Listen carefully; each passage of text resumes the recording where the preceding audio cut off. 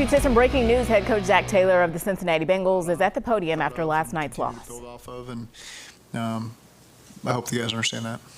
What is the biggest takeaway that you want to take from last night's game going into next season and the motivation that's to follow? Well, I think when you're, again, the things that are worth doing, it really stings when it doesn't work out in your favor, and there's great joy when they do work out. And we want to be in a position to feel both those emotions based on the outcome of the game, and we've put ourselves in a position to do that over the last 2 years. And those are feelings that we want to be in a position to experience again. Obviously, we want the joy part of it. But I think the team understands that it's a long road to get back every single year, to get to the very back, and you never take it for granted. And so we'll continue to build off of this season. Joseph Ossai said he was going to get an MRI on his knee. Did that happen yet? Do you have an update on that? I don't know that that's happened yet. Now we've just been with the exit process, and some of those injury stuff will take shape over the next 2 days. Is there anything you could have done differently game planning against Chris Jones yesterday? It's, he's a challenge because they move him around, and so you never know on a given play where he's going to be. It's the guys that are able to do that, those interior players that can turn into exterior players and can line up over all your guys. They present real challenges. He's a great player. I thought our guys really fought hard to try to keep those guys at bay, and certainly they got us a couple times, but I was proud of the way our offensive line fought to keep them home so Joe could have time to make some big-time throws, which he did. Talking about how this team was special, and it seemed like that was the sentiment leaving the locker room, with guys tearing up and echoing your message about this team just being special. I know your brain isn't even on it right now, but every team changes from year to year. Mm-hmm. Did that make it sting, or how did it make you feel knowing that this team isn't going to be the same? Obviously, you hope to keep as many players as you can, but things happen. I mean, how did you process that, knowing what happened yesterday and with the future uncertain for some of these guys? Yeah, it's, that whole thing hasn't taken shape yet, and so you don't quite go there. Certainly we've had exit interviews with a lot of players. They know how we feel about them. Certainly guys whose contracts are up, and it's a great group of guys, and I think you all know that from interviewing them. There's probably nobody you interview where you don't want to deal with them, and that just kind of shows what we have in the locker room. And again, so now the next phase of the NFL happens, where you start to go through this transition leading into free agency, and we'll see how it plays out with a lot of guys. How do you handle exit interviews? Like, what are you trying to get out of it, or what's your kind of approach to that? There's a lot of, it kind of varies from player to player. There's things we always want to continue to improve upon our operation.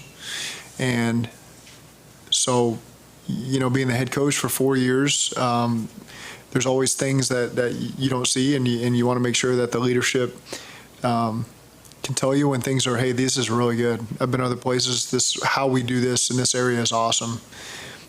Keep it going. Hey, here's something I think we can improve upon. And so we're always eager to learn and evolve and keep things fresh. And so that's part of the process. Sometimes it's a little too fresh, the day after your last game. Not everyone's thinking that way, but there's a lot of guys that I hold in high regard that I expect to have more conversations with over the next couple months. You might not be able to remember, but is there an example, like not this year, but past years, where you've taken something? Sure. Yeah, I won't give specific examples, but yeah, plenty of times where,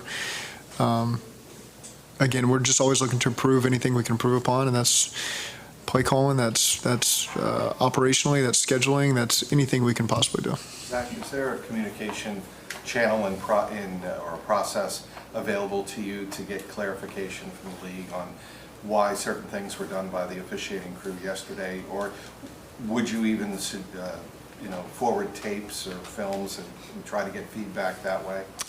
I mean, anything that will help us in the future, understanding things. At this point, our season's over, and it's best not to dwell on things that could have happened in any way, shape, or form yesterday. And so, again, if there's anything operationally that we feel like benefits us just to have a better understanding, then we always pursue that in the offseason and try to get better. And the league always comes in and sends memos and sends videos and sends officials in, and you're always trying to get better. And that's where it's at for us. But was that third down situation yesterday something you were aware of going in when they explained it to you, or was it something like, it looked like on the sideline you were like, what are you doing? What are you calling here? I don't know. There's confusion, obviously. It's rare that a play gets run and then you repeat the play. And so, yeah, initial confusion on my end. They tried their best to explain it to me, and then we moved on.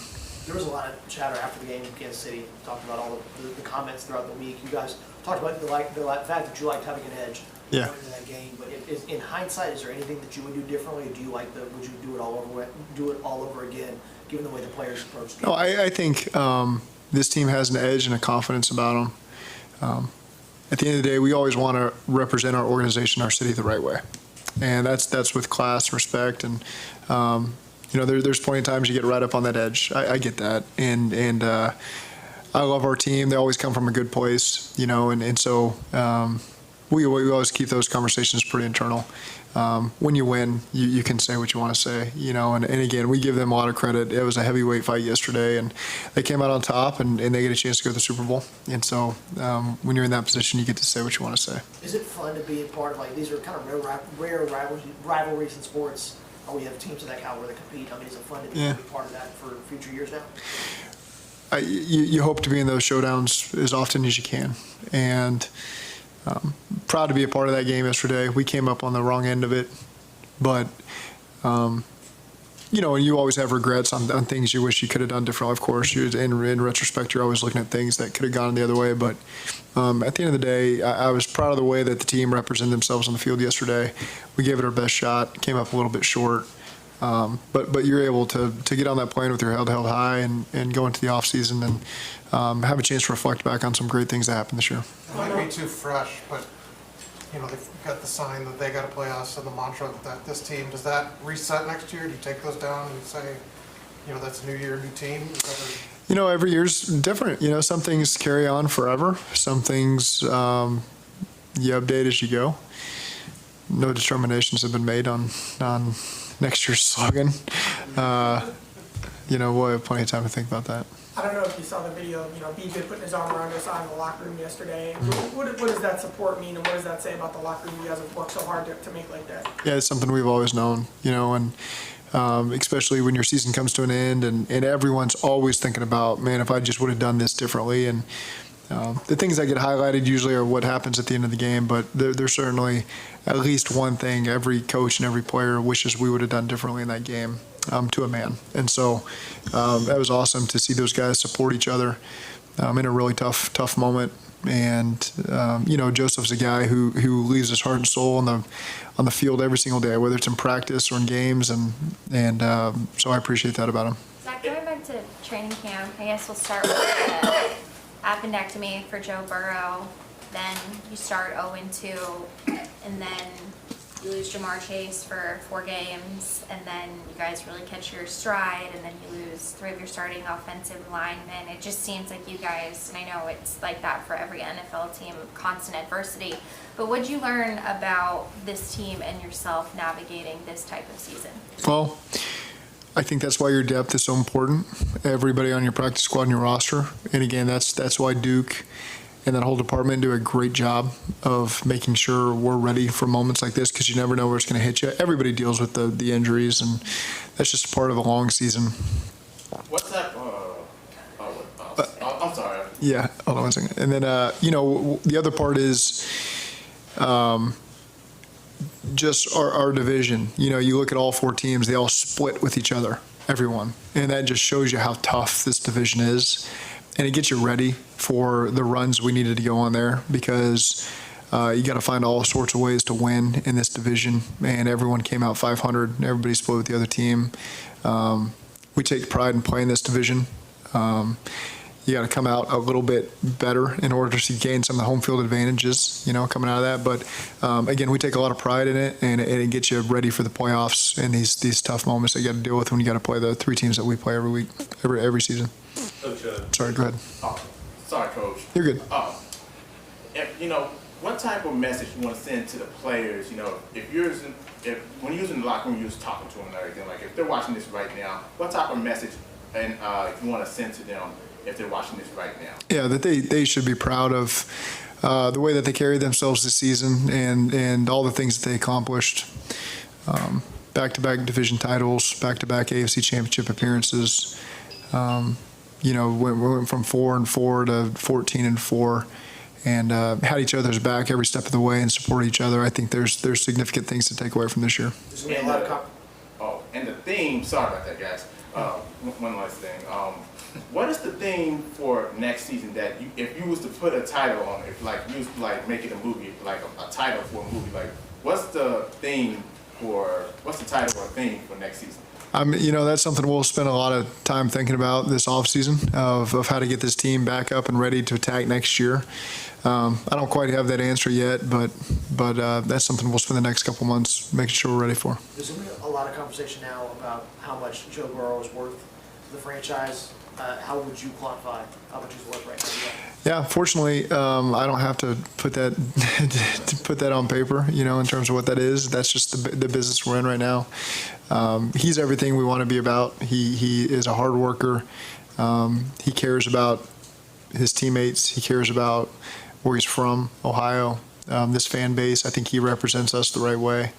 And so we take a lot of pride in having Joe Burrow as our quarterback. We're not going to talk to Duke until the combine, so I figured we'd ask you, since you're part of those conversations, what is that conversation going to be like as you all look at potentially as he's extension eligible? What do you guys want to do? How's that conversation going to progress throughout the offseason? Yeah, I think that starts now internally. And so, again, just wrapped up with the team today, and as you go forward, you get a chance to start talking about Joe and all the other players that are up. Speaking of Joe, the hit he took, and he went backward somersault, got up, ball was out. He looked at the official like, what the hell? Was that roughing the passer word? I don't know. Those are things that, again, we'll just continue to get ready for next year. Zach, back to the depth. How much does that help you maybe navigate with decisions you make in free agency of guys that you just can't bring back for financial reasons, etc.? That's the balance you always have to strike is we've got really talented players and you want to work to get them back. And at the same time, you're balancing developing younger players. And so, again, we want all these great players we want them back. And then, that's a chance to work these next couple of weeks and see where we end up. And at the same time, always developing, I don't like saying the bottom of the roster, all the guys on the roster, and I think we've taken great pride in doing that. Do you like the depth you have right now in the offensive line coming back for next year? Say it one more The time. depth you have on the offensive line, how do you feel about that? I do. I think all those guys have continued to improve, and we've invested a lot of resources in that room. I think it served us really well. And again, those guys have to a man, each one of them have proved, and I think they've played together as a group really well as the season progressed. The cohesiveness there and the chemistry there, that matters. That puts you, beyond your potential when you get those five pieces working together. And then the guys that have stepped up, as backups, really proud of the job that those guys did this year. I was saying in the locker room that money's obviously important, but winning culture, a lot of other intangibles are important as well. When you hear a player say that's up for a contract extension, how does that make you feel about the culture you built? I think it's great. You want guys that we're all professionals. You want to walk into your building excited to go to work every single day, and I think that matters. It matters for me. But again, everyone's got to balance the decisions they got to make for themselves and their family. But at the end of the day, I love parking my car in the garage and walking in through the doors every single day. There's not been a day that I've dreaded doing it, and so that's all I need. And again, I think these players really enjoy being here, and we'll just see how it shakes out. There's a lot of interest in Callahan and Romo, and what would you say about what those two coordinators have meant? Lou, Brian, and Darren, we've had the same three coordinators since I've been here, which is really rare. And that's been special to be able to have that because we're a very tight bunch. I think that communication process has been great between all of us, all the way down through the coaches, and excited that Brian and Lou are getting these opportunities that they're getting, and Brian's got two of them right now, and Lou's got one of them, and certainly hope that they get a chance to take advantage of those opportunities and become head coaches. And if they're back, that's great for me and for all of us. But that's part of being a successful team is people are going to come and want to talk to your coaches. And we got a lot of great coaches here that are more than capable. Those interviews, those injuries can change things, but is your plan right now to bring the whole staff back? Yeah, I think we got a great staff. I mean, in case, you know, if something does happen with one of those guys, they do end up getting an opportunity there. I mean, what's made them good coordinators, and what do you seek in kind of a guy, now that you've kind of been a head coach for 4 years, what makes for a good coordinator and what you're looking for? I think those guys, they're really smart, and they have no ego. That's a great starting point. I think they all have such tremendous experience behind them. You know, you look at the places they've been, the guys they've coached, people they've worked under, the games they've been a part of, and we've all grown together. I mean, you're allowed to improve. You're not the person you were 10 years ago, 5 years ago. You're allowed to improve, and I think everyone on our staff, the more we've been together, we've improved as a whole, and we're going to continue to improve as we move forward. You know, we're not just going to be stagnant, and so I think that those guys all have a lot of potential, even going forward. If they were to leave and go somewhere else or stay here. Going back to the culture, you know, every unit group has its own kind of culture, not to take away from one or the other, but with the secondary, that nucleus with Cheeto, Eli, Jesse, why has that culture of that nucleus been so special in those guys? Well, there's a lot of veteran leadership in there. Man, they work their tails off, and winning is important for them. Bringing the next man along is really important for them. You know, if you're talking about the rookies with Cam and AG, and so I've really liked what I've seen from that group is making sure everyone's improving. Their communications have been awesome. I mean, they are some tremendous leaders in that safety room and that corner room, and they're all really valuable to us. You know, Eli and Cheeto are both talking about how, like, this is the happiest and most connected they've been with their teammates in their careers being here. Is it more just their chemistry, or is it just something special about that locker room, or is it kind of a combination of both? I think it's a combination of both. I think they genuinely enjoy being around each other. I think Chuck Burks has been great in that room as well. And I think just the overall locker room, you see those DBs hanging out with all sorts of guys across the ball, same side of the ball. It's just really a special team that way. You speak of overall culture.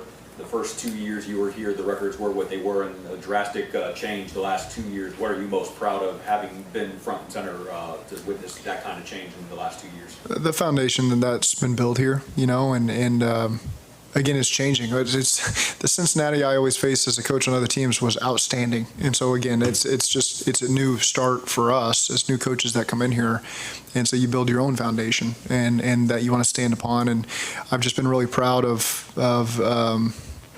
sticking together through tough times. You know, whether that's the coaching staff, front office, players that have been here throughout the whole deal, adding new players. I think you were just really proud of the way that everyone's had each other's back and stood firm and allowed us to continue to grow as a team. We didn't get to talk to you until the combine. Any updates on? Is that true? That's right. Was that like tomorrow? Did Burrow's wrist check out okay? I don't know that yet. I talked to him this morning. He was in. We had a good conversation, so I didn't stare at his wrist. But I'll find out more of the injury stuff a little bit later today. It's awesome. Later on this week, I'm sure. Sure. I don't know if you were asked about it, but it was reported a few days ago that Dan Pitcher had kind of turned down interest from other teams as a coordinator to stay here. What does that mean to retain him under those circumstances? He's a great coach, you know, and there's still opportunities out there that he's got a chance to talk through, but we value him here. He's done a great job. He's had various roles coming up through the years. You know, he's on Marvin's staff. They did a great job identifying him and bringing him in, and we kept him, and he's continued to grow from the receiver room to the quarterback room, and he plays a huge part in Joe's development and our game planning and our operation on game day. And so, again, he's got a lot of value to us, and we'll see where it goes with these other opportunities, but I'd be very happy to have him back. Is there a benefit in his situation? He started out in personnel and then moved over into the coaching part of it. Is there a benefit to that, or is it just very guy-to-guy? Well, I think it's good, you know, especially in the off-season phase of things where you're evaluating prospects that could come through the building, developing players. You know, you've really studied that, so I think that's a good background to have. Just like guys that have maybe worked on defense that come over to offense and vice versa, you don't always get that opportunity to do that, but when you do, I think that's a great asset. What's the key to evolving, specifically with the offense, as guys kind of grow into their roles in the league? They're not first and second year players anymore? How do you guys as coaches kind of evolve with them as they move throughout their careers? Well, there's a balance there of things that we hang our hat on that we got to continue to improve upon and be better at, and then there's new ways you want to be creative going into each year and pushing those guys. I think we got a group of guys that is capable of being really hard on themselves and understanding where they need to improve to be the best of the best, and those guys all have that potential, and so I think that's what's special about that group is they want to be challenged and they want to continue to improve in every way. How do you think the rookies progressed after the first of the year? I think it's a really good class. That's really helped us. Man, I won't go one by one today, but I think that as it's the names are all coming in my head, a lot of those guys played significant roles for us. A lot of them are going to play significant roles for us. Some dealt with injuries, and excited to get them back in the fold next year. If you think about Tyson and.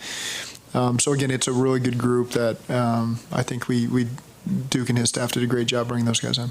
Coach, what would you say about the Bengals-Chiefs last 4 games being separated by a 3-point margin and the kind of exciting games that these have been so thrilling, each one of them, that as a fan, as a viewer, you couldn't even take hardly one play off. Yeah. They're exhausting, but they're heavyweight fights, and that's what is fun about this league. That's what you want to be a part of. You want to put it all out there to where you're going to feel tremendous joy or tremendous agony when you walk off the field, and that just means you're in the right profession, doing the right thing when you get a chance to feel those emotions, and that's what keeps me going, and it's not always, there's only one team that's going to be really happy at the end of the year, and you're always fighting to be that one team, and we think we've got the potential to do that at some point. When you make the playoffs, the end is so abrupt unless you win the Super Bowl. But considering the 10-game winning streak and being a game away from a return trip to the Super Bowl, did this one seem even more like a train hitting a mountain? Yeah, you immediately feel tired this morning because you're always prepping yourself one more week, and coffee, whatever you got to do to keep yourself going, and the excitement. And then when it ends, you just get sick for like 2 weeks, everybody, and your body just shuts down. And I'm sure that's the point I'll hit tomorrow. But I am doing my best just to appreciate, all the things you just mentioned that this team's accomplished this year. There's a lot to be proud of. And again, it can still, 2 things can be true. It can still sting, and you can still be really proud of what this group accomplished, and really proud of this group. As an opposing coach, to see what Patrick Mahomes was able to accomplish out there. I mean, I know that was the opponent, but everybody respects everybody in this league. What's your thought after you kind of think back on what that league did out there? Yeah, he's a great competitor, and he leaves out there on the field for his team, and he's one of the best to do it. And those are the types of games you like playing in. You like playing against great coaches and great players and finding ways to try to stop them. And he made some great plays yesterday. I thought our guys were in really good position, and they just find a way to make plays, and that's why they've been to 5 straight AFC Championship games, and that's what we're striving for. All right, thank you. Super Bowl? Appreciate it. What's that? Do you watch the Super Bowl? I don't know. All right, after a tough loss last night for the Bengals, head coach Zach Taylor, nothing but proud of his team. They had not lost since Halloween night, and their season ended last night in Kansas City. We will have much more to wrap up the season, and also Coach Taylor's comments tonight at 4 o'clock. And also our team from Kansas City is headed back with much more on the season, the game, everything that happened in Kansas City. We'll be back.